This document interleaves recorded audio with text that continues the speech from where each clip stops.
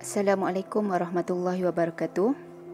Okay, dalam video kali ini saya akan terangkan bab 4 yang bertajuk lakaran. Okay, dalam bab 4 untuk RBT tingkatan 1 ni kita hanya fokus kepada lakaran pictorial sahaja. Okay, lakaran pictorial ni dia sebenarnya adalah gambaran kasar lah. Gambaran kasar objek sebenar yang dilihat dari pelbagai sudut arah ataupun sudut pandangan.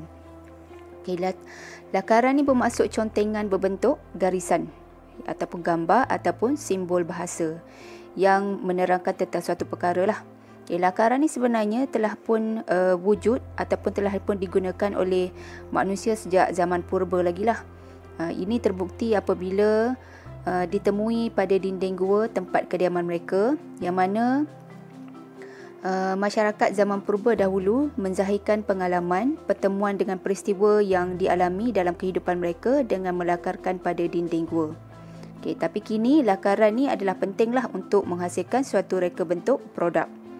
Jadi untuk RBT tingkatan 1 ni kita akan fokus kepada lukisan kejuruteraan, iaitu lakaran bergambar pictorial sahaja, yang mana lakaran pictorial ni dia akan menunjukkan gambaran sesuatu bentuk objek dalam 2 dimensi atau 2D, ataupun satu lagi dalam bentuk 3 dimensi ataupun 3D lah dengan nama ringkasnya.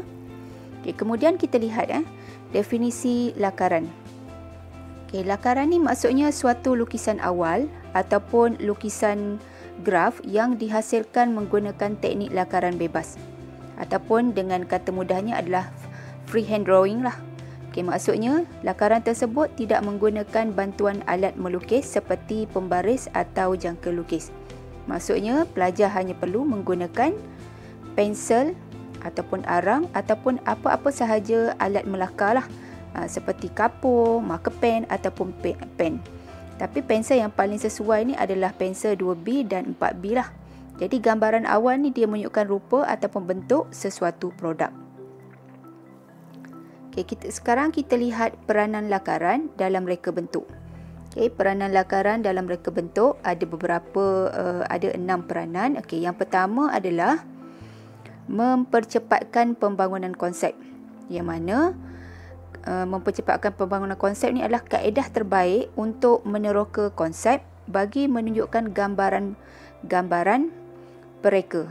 Jadi dekat sini ia menjimatkan masa lah, kerana pereka dapat membuat lakaran terus atas kertas ataupun melalui komputer. Kalau pelajar lihat gambar konsep A, gambar konsep A ni, beg tersebut yang direka ni lebih mengutamakan ruang yang lebih luas untuk menyimpan. Kemudian roda yang besar pula adalah digunakan untuk menarik beban serta pemegang yang besar bagi memudahkan beg ditarik. Okay, itu adalah konsep yang pertama lah yang digambarkan oleh pereka. Kemudian kita lihat pula konsep B, yang mana pada konsep B masih lagi mengekalkan ciri-ciri sebuah beg sekolah, tetapi reka bentuk tu lebih ergonomik. Okay, lebih ergonomik tu maksudnya lebih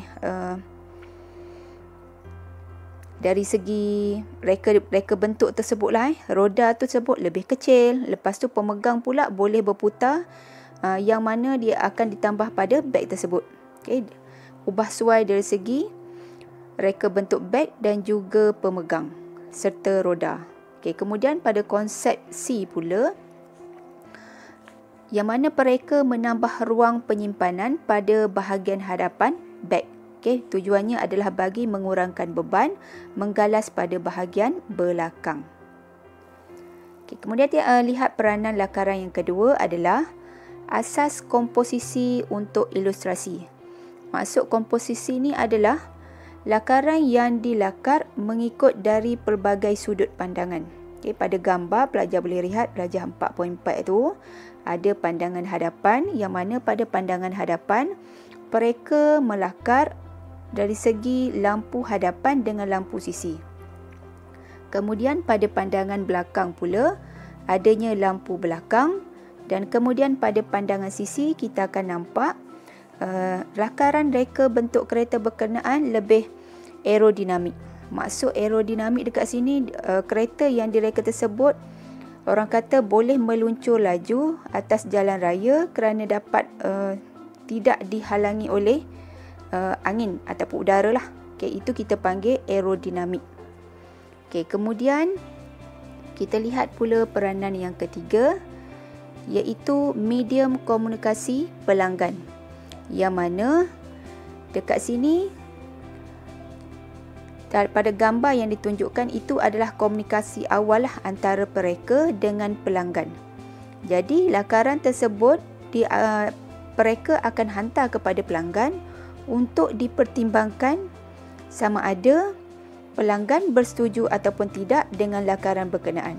Okay, sekiranya pelanggan telah bersetuju dan pilihan telah dibuat, maka proses reka bentuk akan ke peringkat lakaran akhir. Okay, kemudian kita lihat peranan lakaran dalam reka bentuk yang keempat adalah eksplorasi visual. Okay, maksudnya dekat sini, lakaran boleh digunakan sebagai catatan aktiviti dan eksplorasi mereka. Maksudnya dekat sini, kalau pelajar lihat pada gambar, yang ditonjolkan adalah reka bentuk lampu, kemudian cermin sisi dan juga tayar, iaitu alloy yang akan digunakan pada kereta. Jadi gambar tersebut menunjukkan mereka memberi beberapa pilihan visual kepada pelanggan berkaitan dengan rekaannya melalui lakaran. Okay, dan peranan yang kelima adalah berkaitan dengan penyelesaian perincian visual, yang mana lakaran diperincikan dengan menambahkan elemen ataupun prinsip dan bahan yang akan digunakan bagi memudahkan pembangunan reka bentuk. Hasil lakaran ni diperhalusi lagi lah menggunakan lakaran digital. Okay, kalau pelajar lihat pada gambar 4.3, itu adalah lakaran menggunakan teknik freehand lah. Okay, teknik freehand yang mana pada lakaran berkenaan mereka melabelkan bahan yang diguna pakai, iaitu ada cermin, kemudian bahan alloy yang digunakan pada rim tayar dan reka bentuk lampu, elemen bentuk dan juga prinsip pengulangan pada tayar. Kemudian apabila rekaan tersebut telah dilakarkan, maka dia akan diperhalusi lagi rekaan tersebut menggunakan lakaran digital, yang mana mereka boleh menggunakan aplikasi digital seperti menambahkan dari segi warna ataupun tekstur lah pada lakaran berkenaan. Okay, seterusnya kita lihat pula jenis-jenis lakaran. Okay, jenis-jenis lakaran ada 6. Yang pertama adalah lakaran peribadi, yang mana lakaran peribadi ni tidak kemas lah dan dia tidak tersusun, dan biasanya ia hanya dilukis dalam buku lakaran sahaja. Tapi walaupun ia tidak kemas dan tidak tersusun, lakaran ini penting untuk penyediaan konsep produk. Okay. So pelajar lihatlah dalam gambar tersebut, lakarannya lebih ringkas. Lebih ringkas. Kita hanya nampak dari segi bentuknya sahaja. Kemudian kita lihat jenis lakaran yang kedua adalah lakaran penerokaan.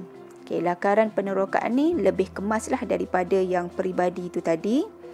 Okay, kemudian ia dilakar untuk membuat perbandingan dengan produk sedia ada dalam pelbagai aspek evolusi lah, sama ada dari segi bentuk, saiz, bahan dan sebagainya. Okay, jadi itu adalah perbandingan antara produk yang sedia ada di pasaran dengan produk yang akan evolusikan lagi dari segi bentuk dan juga saiz dan apa-apa sahajalah daripada produk asal tu tadi. Kemudian jenis lakaran yang ketiga adalah lakaran teknikal. Lakaran teknikal ni dia menggambarkan lakaran ceraian ataupun kerata rentas dari pelbagai sudut pandangan. Dan ia mengandungi perincian dimensi lah. Dimensi ni dari segi saiz lah yang membantu mereka tersebut menggambarkan rekaan produk yang akan dihasilkan. Okay, kalau pelajar lihat pada gambar tersebut, okay, pada beg tersebut diceraikan, ada tali yang ditanggalkan dan pada tangkal tersebut diletakkan ukuran dia 400 mm. Okay, maksudnya dari segi panjang ataupun ukuran yang perlu digunakan pada tangkal beg. Kemudian zip pula panjangnya 200 mm dan tali gantung pula adalah 600 mm. Dan dia buat pula label dekat situ, bahan yang akan digunakan untuk membuat beg berkenaan adalah bahan PVC, iaitu yang akan digunakan pada bahagian depan dan belakang. So itu kita panggil lakaran teknikal. Kemudian yang keempat adalah lakaran perkembangan idea, yang mana kita panggil perkembangan idea ni sebab apa? Ia menunjukkan semua lakaran objek bermula daripada idea pertama, daripada awal hinggalah ke objek terakhir yang hendak dibuat. Okay, kalau pelajar lihat pada gambar, kita tengok pada asalnya dia buat kotak, kotak 4 segi, kemudian lakarkan menjadi bentuk beg yang dikehendaki dan menambahkan ciri-ciri ataupun dari segi elemen atau prinsip yang lain yang ada pada sebuah beg. Akhirnya terhasillah sebuah beg pada gambar terakhir tersebut dengan adanya tali yang pendek dan juga tali yang panjang tersebut. Kemudian jenis lakaran yang kelima adalah lakaran persembahan. Okey, lakaran persembahan ni dia membantu pelanggan lah untuk memahami konsep rekaan yang ingin disampaikan oleh mereka. Jadi, kalau mereka tunjuk lakaran persembahan ni kepada pelanggan, pelanggan boleh tahu apakah kriteria yang ada pada beg berkenaan. Dan yang terakhir sekali adalah jenis lakaran digital. Okey. Lakaran digital ni kenapa? Sebab ia menggunakan alatan ataupun gadget dan juga aplikasi terkini untuk melakar rekaan supaya hasil dan persembahan lebih baik. Okey, kalau pelajar lihat dalam gambar, okey, mereka menggunakan tab lah, ada pen khusus yang digunakan. Jadi kalau kita nampak lakarannya nampak lebih real lah, lebih cantik sebab ia boleh diwarnakan terus dekat situ. Okey, jadi pelbagai elemen dan prinsip boleh diketengahkan dekat situ. Okey, so setakat itu sahajalah untuk video kali ini. Okey, jangan lupa subscribe channel cikgu. Okey, ia membantu pelajar lah untuk untuk menonton video-video di masa akan datang lah, sambungan kepada bab 4 dan bab-bab yang lain. Okey, terima kasih. Assalamualaikum warahmatullahi wabarakatuh.